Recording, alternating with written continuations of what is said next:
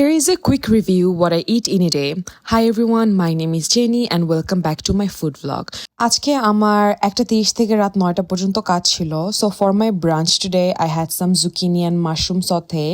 With that I had some spicy tom yum noodle soup.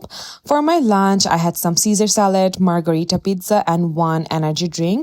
এরপরে কাজ শেষ করে বাসায় আসতে না আসতে আমার পাগল ফ্রেন্ডস গুলো বলল যে চলো আমরা আজকে বাইরে একটা মজার জিনিস খাইতে যাব.